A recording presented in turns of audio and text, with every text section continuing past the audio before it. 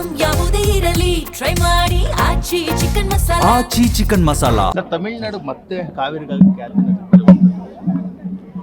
ತಮಿಳುನಾಡಿನಲ್ಲಿ ಅಲ್ಲಿಗೆ ನೀರು ಬೇಕಾದಂಥ ಸಂದರ್ಭದಲ್ಲಿ ನೀರಿನ ಕೊರತೆ ಉಂಟಾದಾಗ ಇದು ಇವತ್ತು ಖ್ಯಾತೆ ತೆಗೆದಿರ್ತಕ್ಕಂಥದ್ದಲ್ಲ, ಕಳೆದ 50 ವರ್ಷಗಳಿಂದ ಈ ರೀತಿ ಸಮಸ್ಯೆಗಳನ್ನು ಇವತ್ತು ನಾವೇನು ಕಾಣ್ತಾ ಇದ್ದೇವೆ.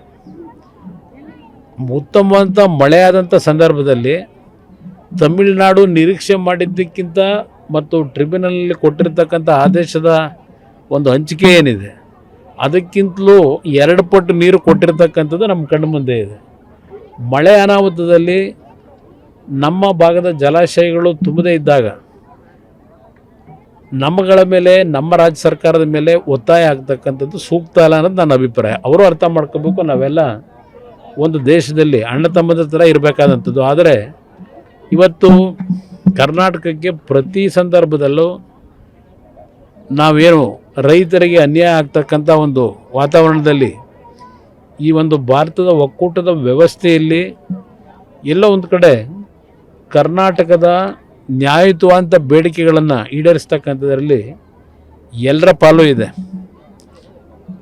ವಿಫಲರಾಗಿರ್ತಕ್ಕಂಥದ್ದು. ನಾನು ಈ ಸಂದರ್ಭದಲ್ಲಿ ಏಕೆಂದರೆ ಕರ್ನಾಟಕದಲ್ಲಿ ನಾವು ಡ್ಯಾಮ್ಗಳನ್ನು ಕಟ್ಟಬೇಕಾದ್ರೆ ಜಲಾಶಯಗಳನ್ನು ಅದರಲ್ಲೂ ಕಾವೇರಿ ಭಾಗದ ಜಲಾಶಯ ಪ್ರದೇಶದಲ್ಲಿ ಇವತ್ತು ಕಬಿನಿ ಡ್ಯಾಮ್ ಇರ್ಬೋದು, ಹೇಮಾವತಿ ಇರ್ಬೋದು, ಈ ಎಲ್ಲ ನಮ್ಮ KRS ಇರ್ಬೋದು, ಕಟ್ಟಿರ್ತಕ್ಕಂಥದ್ದು ನಮ್ಮ ನಾಡಿನ ಜನತೆಯ ಹಣದಲ್ಲಿ.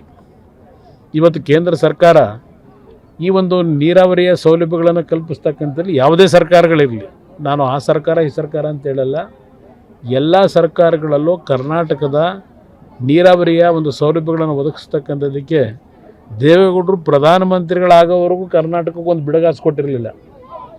ದೇವೇಗೌಡರು ಬಂದ ಒಂದು 10 ತಿಂಗಳಿದ್ದಂಥ ಸಂದರ್ಭದಲ್ಲಿ ಕರ್ನಾಟಕಕ್ಕೂ ಸಹ ಕೇಂದ್ರ ಸರ್ಕಾರದಿಂದ ಹಣ ಕೊಡ್ತಕ್ಕಂಥ ಒಂದು ಆಕ್ಸಿಲರೇಟೆಡ್ ಇರಿಗೇಷನ್ ಸ್ಕೀಮ್ ಅಂತಕ್ಕಂಥ ಒಂದು ಕಾರ್ಯಕ್ರಮ ಅಂತಂದರು. ದೇಶದಾದ್ಯಂತ ಅದು ಉಪಯೋಗ ಬಂತು. ಅದರಲ್ಲೂ ವಿಶೇಷ ಕರ್ನಾಟಕಕ್ಕೂ ಹೆಚ್ಚಿನ ರೀತಿಯಲ್ಲಿ ಸಹಾಯ ಆಗಿದೆ.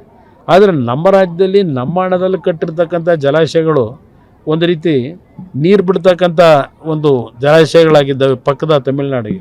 ತಮಿಳುನಾಡಿನವರು ಅರ್ಥ ಮಾಡ್ಕೋಬೇಕು, ಇದು ಇಷ್ಟು ವರ್ಷಗಳಿಂದ ಏನು ನಡೀತಾ ಇದೆ, ಎಲ್ಲೋ ಒಂದು ಕಡೆ ನಾವುಗಳು ವಿಫಲರಾಗಿದ್ದೇವೆ.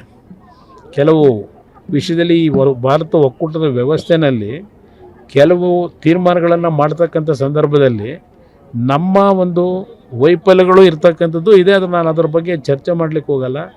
ಆದರೆ ತಮಿಳುನಾಡಿಗೆ ಮನವಿ ಮಾಡ್ತಕ್ಕಂಥದ್ದು ಇವತ್ತು ಮೇಕೆದಾಟಿನ ವಿಷಯದಲ್ಲಿ ಈಗಾಗಲೇ ಹಲವಾರು ಬಾರಿ ದೇವೇಗೌಡರ ನೇತೃತ್ವದಲ್ಲೇ ಪ್ರಧಾನಮಂತ್ರಿಗಳನ್ನ ಭೇಟಿ ಮಾಡಿದಾಗ ಮನವಿ ಮಾಡಿದ್ದೇವೆ. ಆದರೆ ತಮಿಳುನಾಡು ಸಹ ಇದಕ್ಕೆ ಸಹಮತ ಕೊಡಬೇಕು. ಇವತ್ತೇನು ಮೇಕೆದಾಟು ಕಟ್ತಾ ಇರ್ತಕ್ಕಂಥದ್ದು ಅವರಿಗೆ ಬೇಕಾದಂಥ ಸಂದರ್ಭದಲ್ಲಿ ನಾವು ನೀರನ್ನು ಬಿಡ್ತಕ್ಕಂಥದ್ದಕ್ಕೆ ಅಲ್ಲಿ ಜಲಾಶಯ ನಿರ್ಮಾಣ ಆದರೆ ಅದು ನಮ್ಮ ಬೆಂಗಳೂರು ನಗರ ಇರ್ಬೋದು, ಸುತ್ತಮುತ್ತ ಕುಡಿಯೋ ನೀರಿಗೆ ನಾವು ಈ ಒಂದು ಯೋಜನೆಯನ್ನು ತರಬೇಕು ಅಂತ ಏನಿದ್ದೇವೆ, ಇದಕ್ಕೂ ಅವರ ತಕರಾರೇನಿದೆ.